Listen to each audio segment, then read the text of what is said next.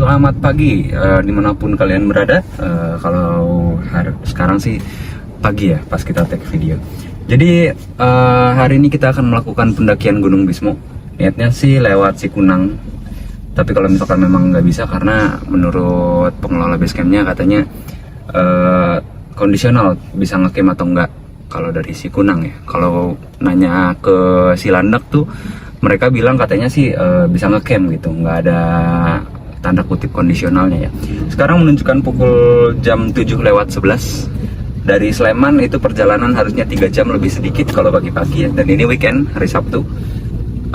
Harusnya kita nyampe sana jam 10:09, jadi ya paling kita baru mulai pendakian itu mungkin setengah 11 atau telat-telatnya jam 11 lah. Kita langsung di sana aja nanti. Oke teman-teman, kita udah sampai di jalur pendakian Gunung Bismo via Cikunang. Jadi semalam tuh sempat chat sama basecampnya karena sebelumnya kita udah baca info di Instagramnya, katanya pendakian via Cikunang hanya untuk tektok sampai 10 Maret dari tanggal 24 Januari kemarin. Karena mungkin masalah cuaca ya. Cuma sebelum ngechat ke pengelola basecamp Cikunang, kita udah chat ke Cilandak. Kalau mereka sih langsung bilang available untuk camping. Sedangkan kalau Cikunang itu penuturannya sih kondisional. Cuma tadi kata orang basecampnya katanya boleh karena cuacanya lagi bagus. Tadi pagi juga, ini tanggal 18 Februari. Katanya tadi sunrise-nya cukup bagus, jadi boleh ada camp hari ini. Nah, untuk perjalanannya dari basecamp tadi, itu basecampnya cukup bagus, cukup proper untuk parkirannya. Terus nanti akan lewat pemukiman warga sebentar. Paling jalan 5 menit sampai sini. Pelangnya cukup jelas, ada tulisan jalur ke Bismo. Nah, nanti 1 menit awal-awal kita lewat pemukiman, nanti akan kita melewati jalan Makadam dulu. Jadi mungkin awal-awal akan didominasi dengan perkebunan. Gitu.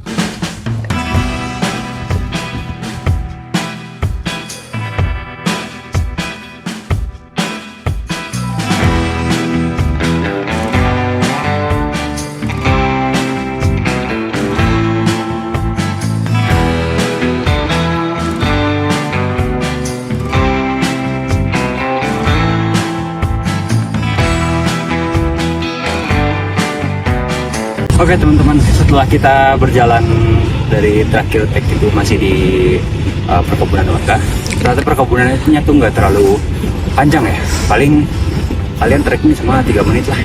Habis itu masih jalannya Makadam, ntar nggak lama nemuin udah mulai jalan berpasir cuma bertangga-tangga kayak gitu ya. Sometimes ada kayak akar ya, normalnya trek pendakian lah.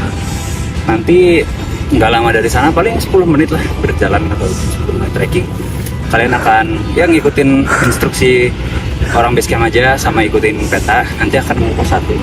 Kita udah nyampe pos 1, cuma 10 menit dari perkebunan warga. Nanti akan kepisah kalau berdasarkan peta. Jadi pas di pos 1 akan ada perpecahan jalur kiri dan kanan. Kita ambil kiri berarti ke sini. Karena di sini juga kebetulan ada pelangnya ya. Tadi saya pikir kirain lewat kanan ini karena ngelanjutin trek Makadamnya, ternyata kayaknya juga ada.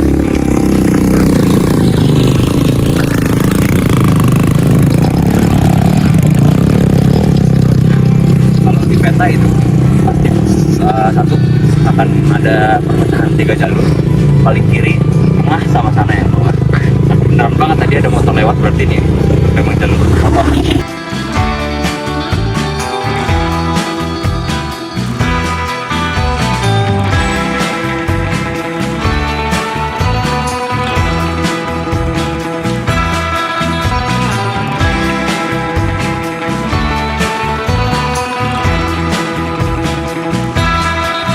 Oke, kita udah sampai di warung apa tadi ya, lupa. Pokoknya setelah antara pos 2 sama camp area atau pos 3 itu nanti akan ada satu warung. Itu kalian bisa jajan di situ, ada toiletnya juga. Jadi nggak usah khawatir kalau misalkan kalian mau bawa logistiknya sedikit dari bawah, terus supaya nggak terlalu berat belinya di tengah-tengah. It's okay buat ngebantu perekonomian lokal juga. Terus cuaca di sini Ini udah habis azan zuhur, belum lama, 5 menit lah. Cuaca di sini cukup mendung ya, dan berkabut, berawan, kadang-kadang gerimis sedikit.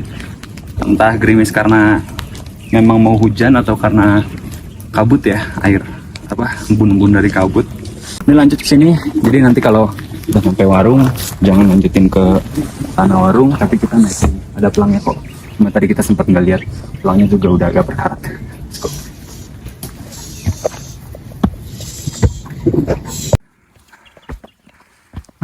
Walah guys, udah nyampe pos 3 tuh ternyata.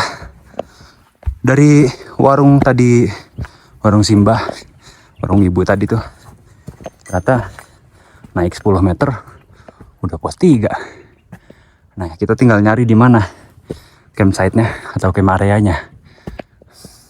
Ini ada berbagai informasi, ada peta juga, cuma sama seperti yang dikasih ke kita.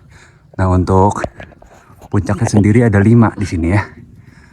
Tugel, Nemu-Nemu, Indraprasta, Gandara, dan Hastinapura.